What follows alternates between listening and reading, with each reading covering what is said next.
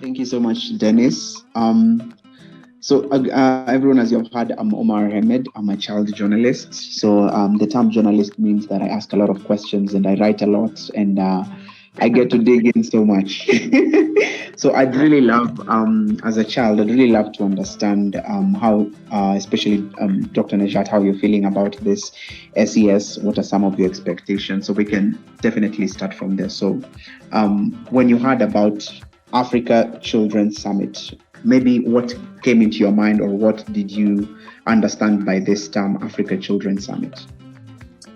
You know what I understand when I am speaking, you are speaking, I am seeing you, so nice to see your face. African Child Summit, for me, it's mean, innovation, creativity, activism, passion, many solution, change, positive change. It's really life, and it means also concrete response, concrete life. And it means also putting, faces and lives behind all these papers that we are working on. So this is and also it means for me, dynamism, and it's energizing me, because you are providing me, with energy, telling me that it's possible, we can make it. This is what it means. Well, thank you so much. Actually, when I heard of the Africa Children Summit as well, I'm part of the organization, and we're the ones who tried as much as possible to ensure that we have this event. I was also quite excited to hear that it's going to happen, and children will be seen, heard, and engaged. So maybe I can go to the next question. What are some of the expectations that you as Dr. Najat would love to get after maybe the Africa Children Summit? And what are some of the things that you'd expect maybe to happen during the SES? For me, what is important is a child-led, summit. And this is very important.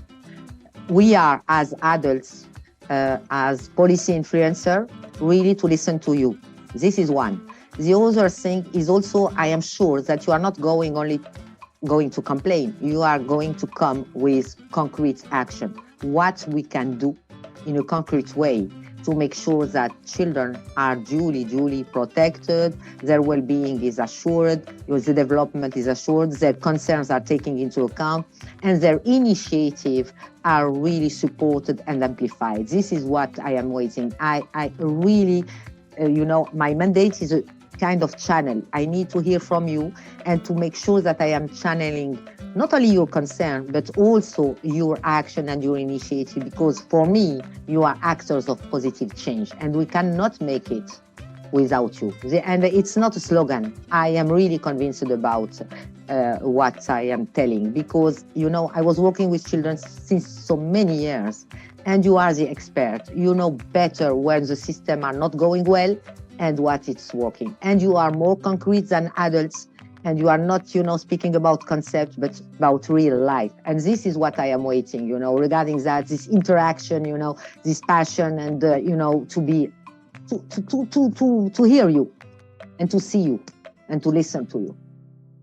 We're also quite excited to see you, to also hear your voice in real life, not through Zoom, not through Google Meet. So I'm also quite excited to see all of you. And for the, I understand that we have the panel discussions, whereby it will be an open panel whereby children will present their issues, and you guys will also answer a few questions, or you can also give response on that. So I do understand that you're also you serve as the United Nations Special Representative of the Secretary General on the Violence Against Children. So maybe if I can ask you, what are some of the things that, what are some of these challenges that you've seen children are going through, and you'd really love if the children would bring them up during the Africa Children Summit, and maybe what are some of these special projects that you've come up with as part of the office to be able to solve some of these problems? What's regarding, as special representative of the Secretary General on Violence Against Children, what I am seeing, I was appointed, in this position on the 1st July 2019, 5 months before, really the pandemic. And what really happens, we saw an increase, of violence against children, because of confinement, because of mitigation measure at home, online. And if we add to that the pandemic that came, and the socioeconomic impact of the pandemic that make more and more children vulnerable, more children discriminated, more children left behind. And if you add to that the climate crisis, if you add to that the humanitarian crisis, it's crazy. To be very frank, I don't know what world we are living to you. And but in the same time, I think it was a strong opportunity, also for states to realize that they need to invest in protection and in preventing, violence in all its forms. This is very important.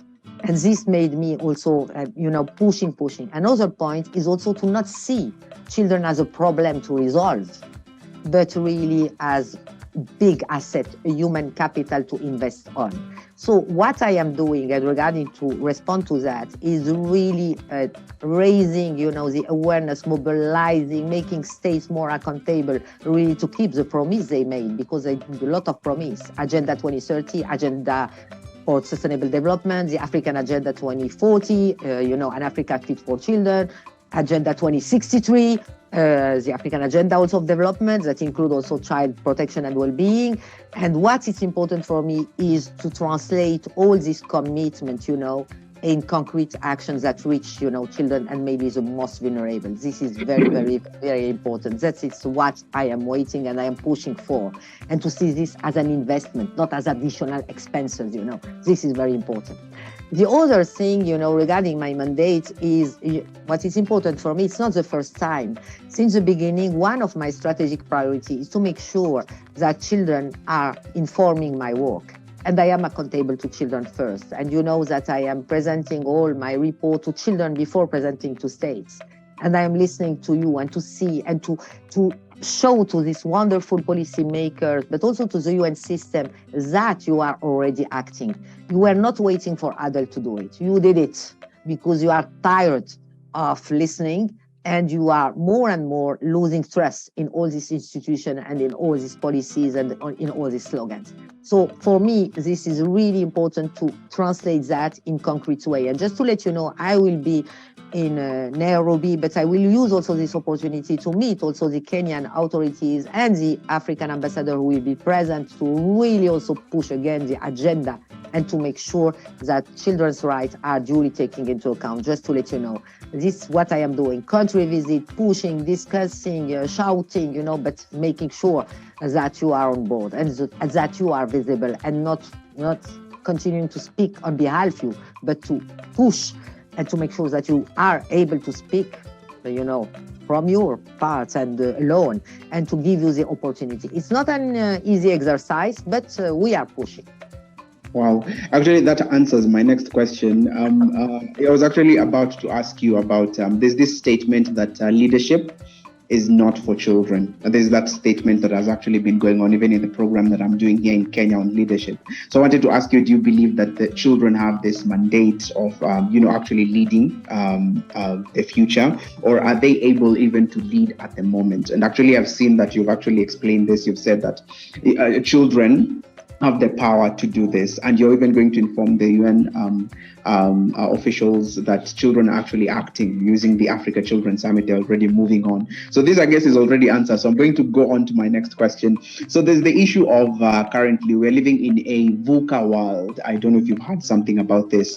Volatile, agile, a rapidly changing world. I wanted to ask, do you think children have the capabilities to come up with policies that govern them and ensure that their rights are protected and are not violated during this time of the world whereby things are volatile, things keep changing after every second, and things in today's world, we understand that there's the issue of access for today's world, for you to thrive anywhere, you need access.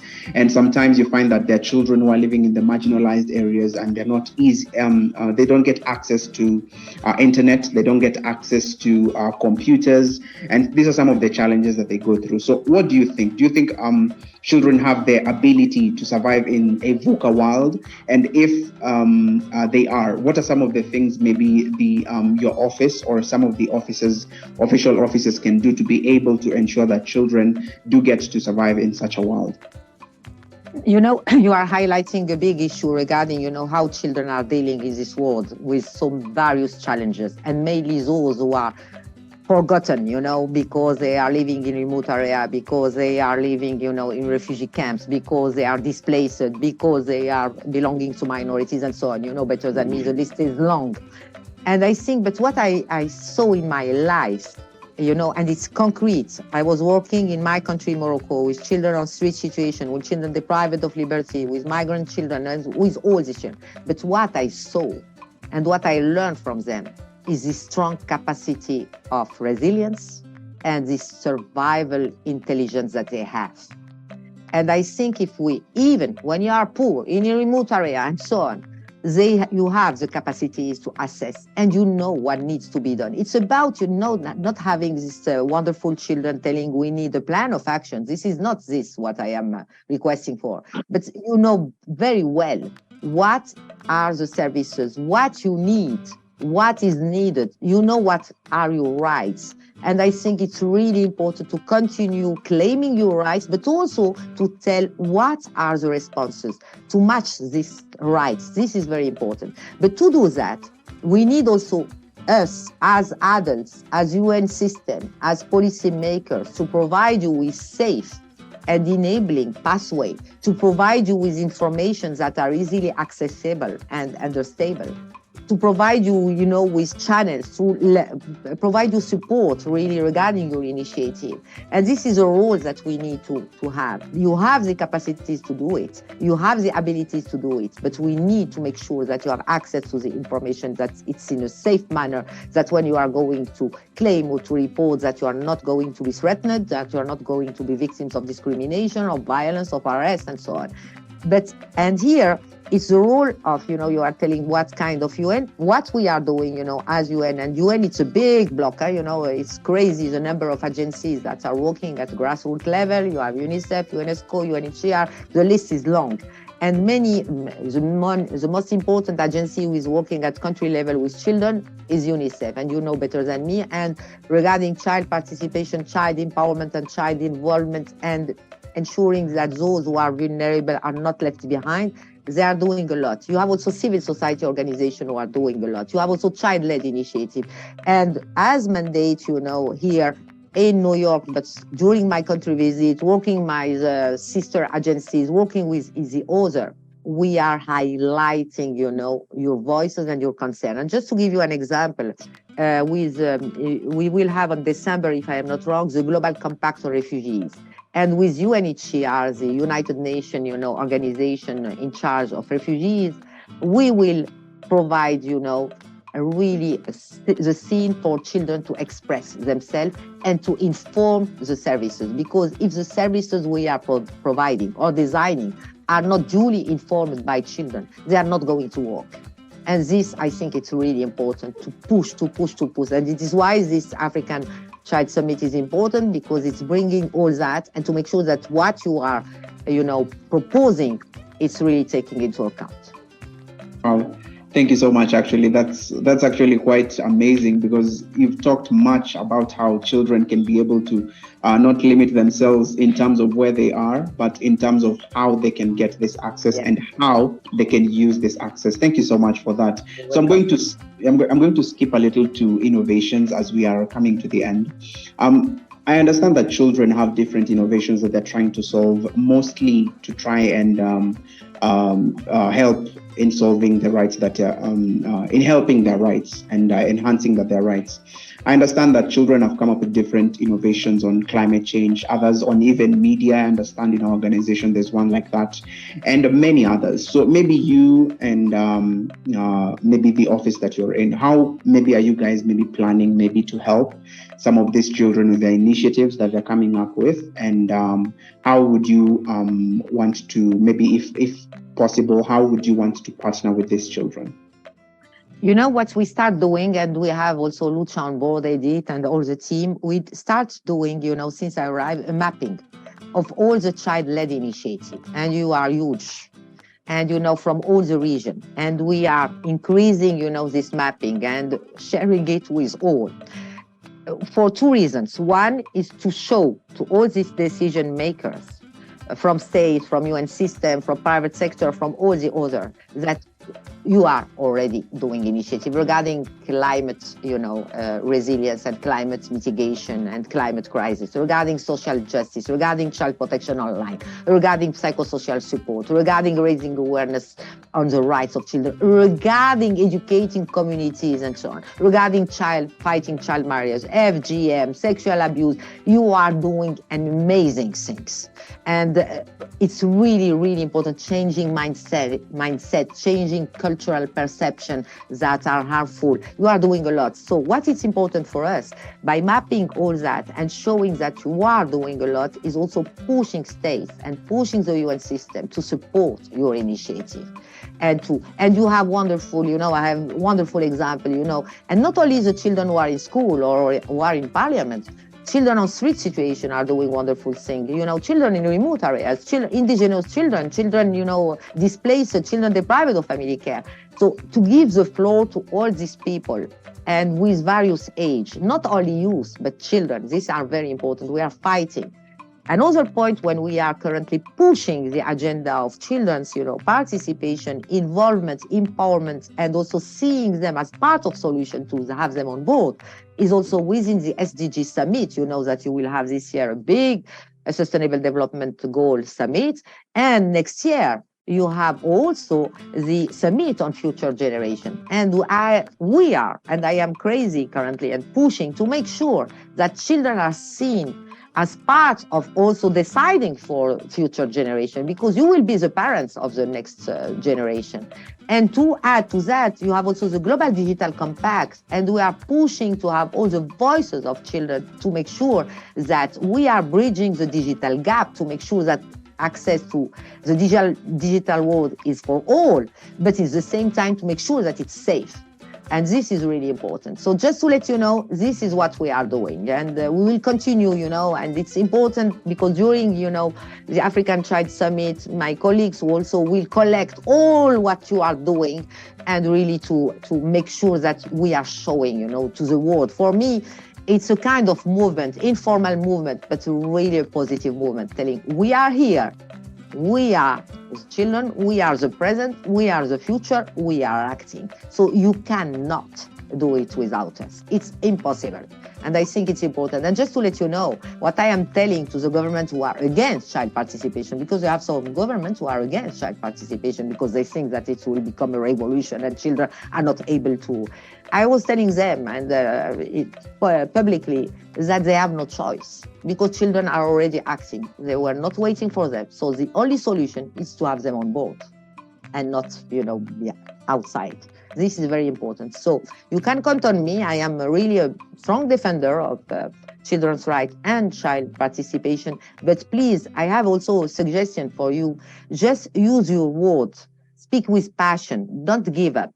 And continue being committed. Don't become like all these policymakers speaking about, many concepts, many policies, many plans.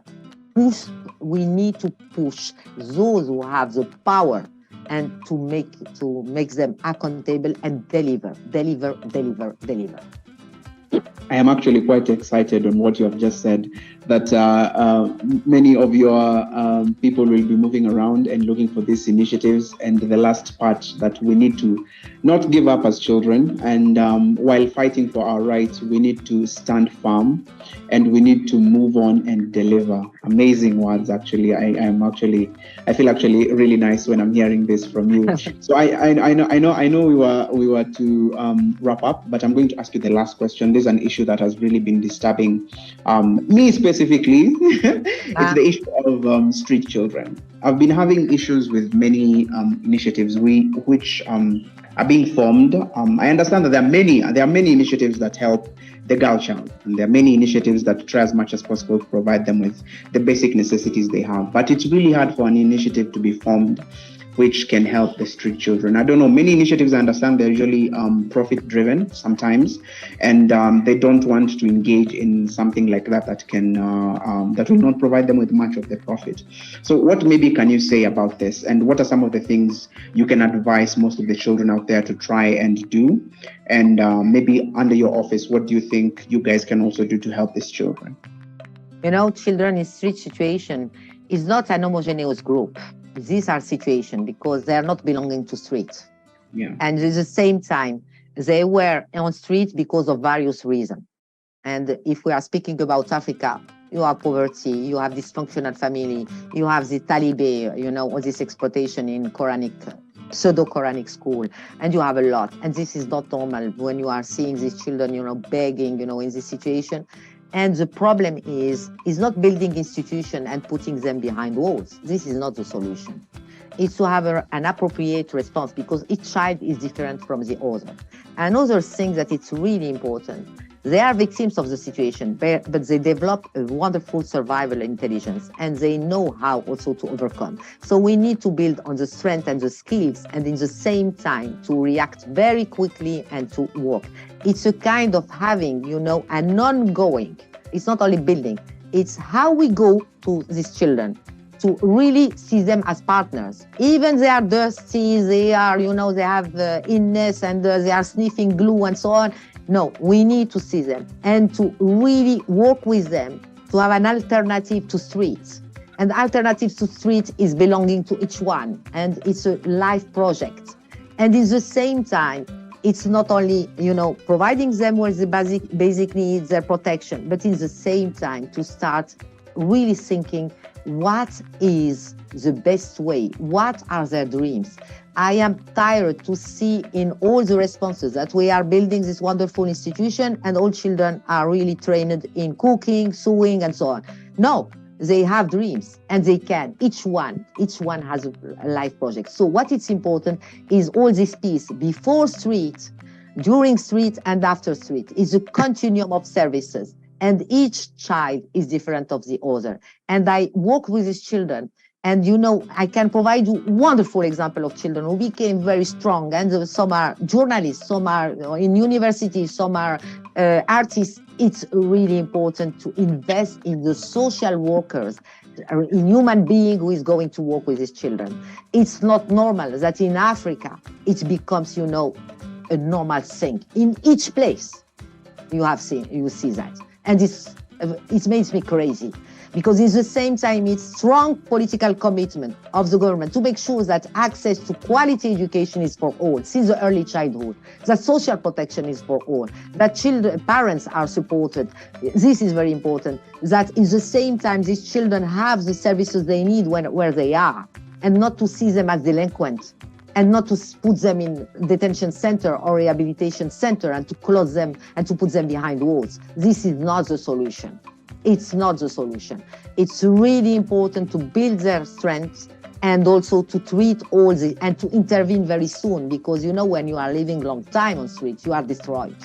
And we have to be very careful about what is going on. It's not normal what is going on, and it's possible. I just was in Côte d'Ivoire and in Senegal recently, and we were discussing that, telling this is not the solution. It's really having this appropriate, and really these children have dreams, children have needs, children have rights, and they know what to do. So we need to make sure it's not bringing them in their family with the same problem. The question is, these children are excluded by a society. And we need to integrate them in society without intervening in society. So something is going crazy, because if you are going to put them again in the excluded society, including society, they are going to come back. So you need to really address the roots and at the same time to build the future and to open perspective. This is important. Wow, actually, I hadn't even thought of it that way, because, you know, I understand that they go through a lot of challenges in the streets, and most of them don't access quality education or even education at all. Food, they really struggle, shelter. So I thought maybe if we solve these three things, they'd be okay. But then at the same time, now I'm kicking back and thinking that when you are trying to bring them in institutions, then that means that they will be in the society, but excluded from the society. So thank you so much. So I know we are wrapping up at the moment. Thank you so much, Dr. Najat, for joining in the interview. Really honored to meet you in the Africa Children Summit. Thank you so much. It was an honor for me. You are a strong journalist, so stay as you are.